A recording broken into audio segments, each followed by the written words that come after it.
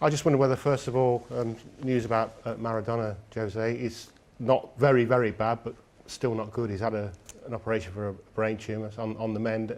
Any thoughts? My thoughts I express privately to him. Not able to speak with him, of course, now, but still able to send my messages direct from my phone to his phone, and hopefully everything goes well for him. As a coach, I know you're always looking at ways to improve the way you coach, moving with the times.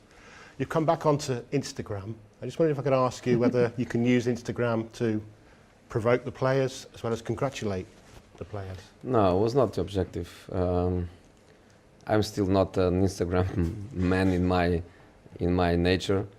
I have to be honest, I have nothing to hide. I was asked by my sponsors to do it because they felt that when I closed my account a few years ago, we had a few millions and the sponsors were not happy when I closed it.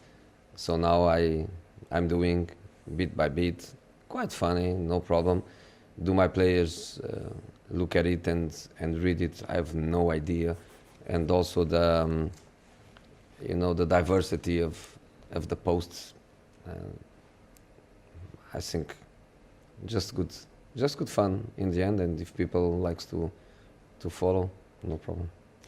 I'm going to ask again, despite you answering time and time and time again until you're fed up, that you play each game, you might win, you might draw, you might lose, but each time you're concentrating on each game, and I'm talking now specifically about West Brom at the weekend. But just for 2 hours, for Tottenham fans, maybe even for the Tottenham players, to take a grab on their phone of Spurs being top of the league, fine margins, would that mean something in your campaign, your long campaign? It's nice. You always look to the table. I want everybody to focus on match after match after match, and it doesn't matter the competition. But we are not going to hide that you always look to the table and where you are. If you look with, let's say, clinical or cynical eyes, you understand that you win a match and you are in a position, you lose a match and you are in a complete different position. The table is such a mess, let's say that, or so compact that one team one day is in the second half of the table and with one victory is in the top half. So it doesn't mean a lot. But to look at it and to see that you are third or you are second or fourth or first or 12th makes a difference. But again, the match against West Bromwich is a match very difficult to win, and the objective is to go and to win. I believe that last 3 times Tottenham played away against West Bromwich, Tottenham couldn't win. Why? Because it's difficult.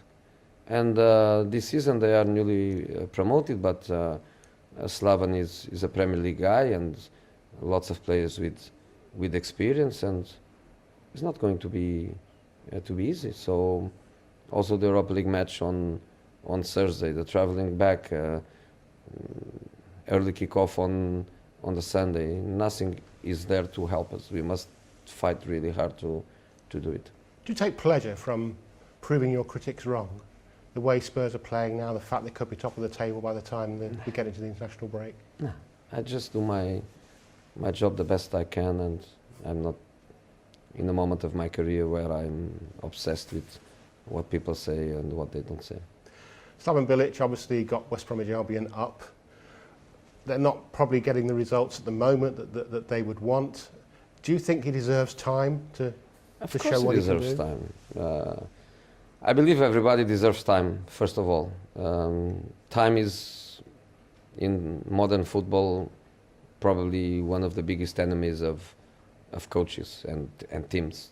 You need time, you don't have much time, and even when the club gives you time, so many matches and international fixtures and national team periods, they take time away from you too. So in the end, there is not much time to work, and we all deserve time to work. In Slaven's case, got them in the championship in a difficult situation, promote them, give him the time that he deserves. And at the same time, they drew 3 matches. The difference between a draw and a victory is minimal. So they have 3 points. They could have 9, and everybody is there. You know, Fulham was in a difficult position. Just with 1 victory, they jump outside the relegation area. This is the same for everybody. 4 years ago, when you famously kicked the water bottle at Old Trafford, Slabban was in the opposition dugout. He said you hit it too well. It was a great volley. That was a problem. You kicked it too well. But he also offered words of support, Jose. He said that shouldn't have been a yellow for Pogba, and you were quite right. He's a football guy. He's a football man, lots of experience, and I think a part of our friendship, football people, we understand this kind of situation. But that's the way it is, and the good thing is that for a long time, I don't get a suspension, a ban. I'm not in trouble. I don't lose my nature. I don't lose my passion, but I am, of course, more experienced and more emotional control, maybe. It's tough sometimes. Sometimes. Just a final word, if I may, about your former coach and friend. Scotland got the biggest game in 22 years coming up, a playoff final against Serbia. And obviously, Steve Clarke would be looking for any support he can get from anywhere. Have you wish him well for that game? Yes, I have to. Matic is not anymore in the Serbian national team, so my emotional connection with them is gone with Nemanja. In Scotland is Steve, is McTominay. Good connection with Scotland too. I spent in different periods amazing time in there when I studied there.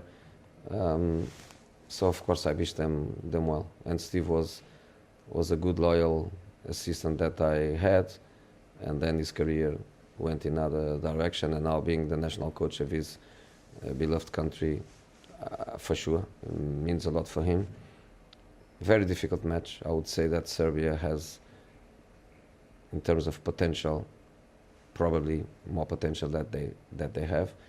But many times in football, a soul, a state of mind makes a difference.